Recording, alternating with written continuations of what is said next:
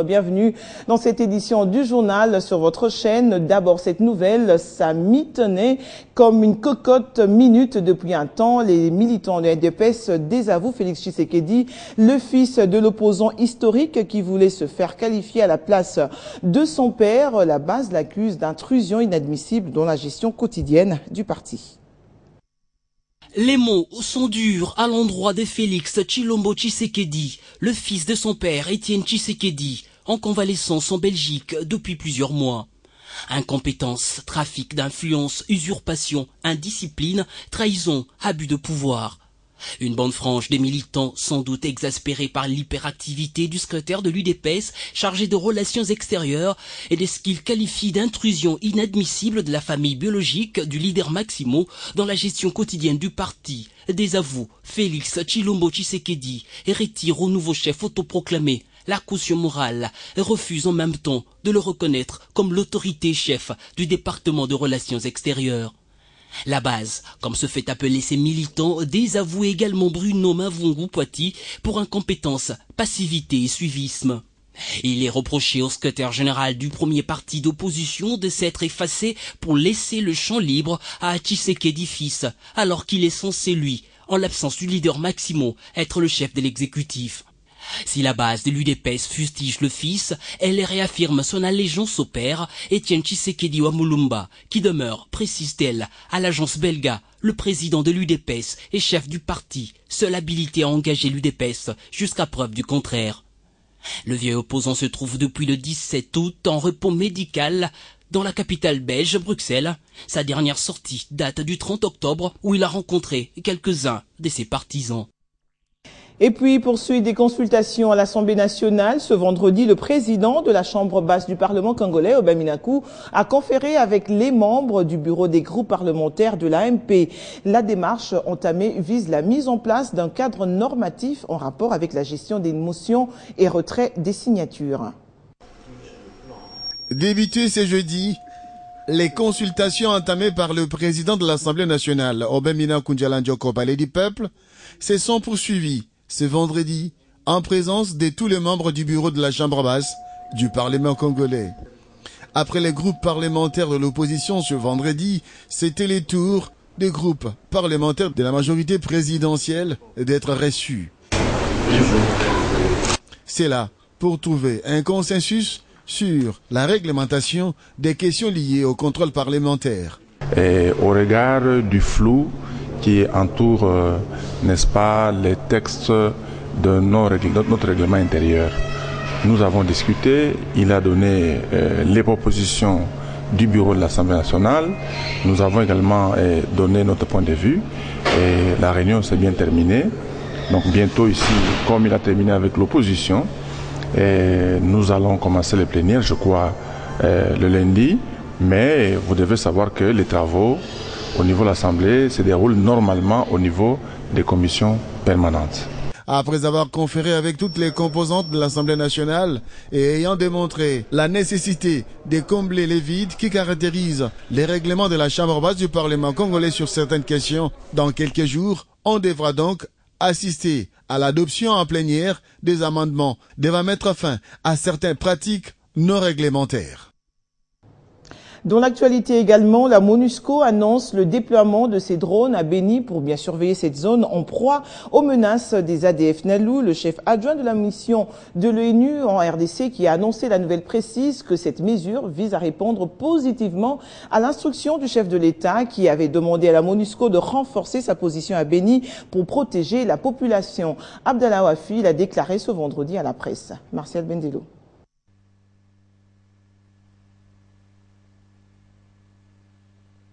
C'est dans le cadre de rassurer la population de Béni de l'engagement de la MONUSCO pour la sécurisation de la zone que le chef adjoint de la mission de l'ONU en RDC a échangé avec la presse ici en ville de Béni. Abdallah Wafi a révélé que le déploiement des éléments de la brigade d'intervention est en cours à Béni jusqu'à l'intérieur du territoire. Les hélicoptères d'attaque du contingent sud-africain sont déjà positionnés à Mavili et à très bientôt les douanes de la MONUSCO pour bien surveiller cette zone, ou mieux cette région de Béni, caractérisée par certaines inaccessibilités dans certaines zones, a déclaré le numéro 2 de la MONUSCO, ce qui justifie d'ailleurs la présence à Béni du commandant de la force de la MONUSCO et de son collègue de la brigade d'intervention, a-t-il ajouté. Il en est de même pour les éléments de la police de la MONUSCO qui devront aussi être déployés en nombre important pour appuyer la police nationale congolaise. Pour Abdallah Wafi, le rétablissement de la paix à Béni est devenu une priorité de priorité pour la MONUSCO. Mais pour atteindre l'objectif, l'appui de la population est indispensable, rappelle l'adjoint de Martin Kobler, qui en appelle à cette population de se désolidariser avec les supports locaux de l'ADF qui insiste, selon lui, la population à la haine contre la MONUSCO.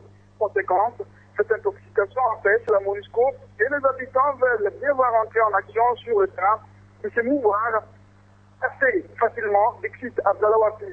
Et pour venir à bout de cette campagne psychologique de mensonges et d'intoxication dans laquelle les supports locaux de l'ADF entraînent la population de Béni, le chef adjoint de la MONUSCO promet une réponse multidimensionnelle approximative à intégrer. Quant au massacre perpétré hier à Béni, l'envoyé spécial adjoint du secrétaire général de l'ONU à la RDC annonce que les enquêtes ont été amorcées et que les auteurs seront rattrapés, même en dehors de la RDC, quel que soit le temps que cela peut prendre. Marcel Vendelo, Béni, Radio Téléspectacle. Restant dans cette partie du pays, il s'est ouvert depuis jeudi à Béni un procès spécial sur les massacres perpétrés il y a quelques semaines en ville et territoire de Béni. 3 prévenus, 5 témoins et enseignants comparaissent devant la cour militaire opérationnelle du Nord Kivu, siégeant en chambre foraine au 1er et 2e degré. Le dossier a été clôturé ce vendredi avec le réquisitoire du ministère public et la plaidoirie de la défense. Le prononcé de l'arrêt est annoncé pour lundi prochain. Une fois de plus, Martial Bendelo. Parmi les prévenus, le colonel Danzou Birocho aussi, pour le ministère public, a requis la peine capitale dans le dossier Mamadou Ndala.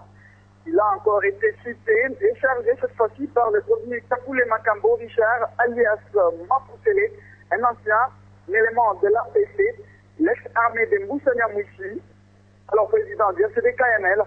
Cet élément enrôlé des forces dans l'ADF en août dernier. Dans sa déposition, il a déclaré avoir participé aux tueries de Mouzambaï et à l'attaque des installations de la chef Congo en ville de Béni.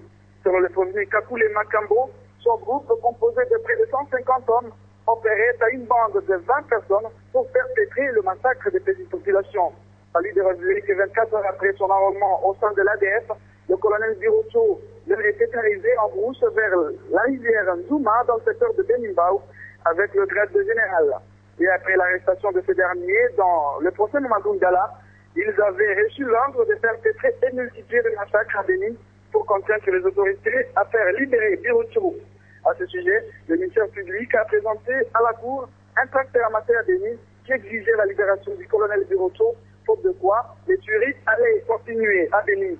Des accusations réfutées par le colonel Birocho aussi, qui n'a pas hésité de clamer son innocence. Le 3e prévenu, un chef de cellule dans un des quartiers de Béni, lui est accusé d'avoir gardé à son domicile en secret le prévenu Kakoule Makambo qui s'était présenté auprès de lui comme un ex-otage de l'ADF. Ce vendredi 14 novembre, la Cour a réceptionné le réquisitoire du ministère public, la prétention de la partie civile et la plaidoirie de la défense. Peine de mort réclamée contre les prévenus Birocho et Kakoule Makambo par le ministère public qui requiert par ailleurs 5 ans de prison contre le 3e prévenu et propose l'acquittement pour un autre. De son côté, la partie civile constituée par une dame qui avait vécu la décapitation de son époux par les ADF exige au total 70 000 $ américains convertis en francs congolais à payer à titre de dommages et intérêts par le prévenu Makambo, alors que la défense a plaidé l'innocence des prévenus et propose à la Cour leur acquittement, tout simplement.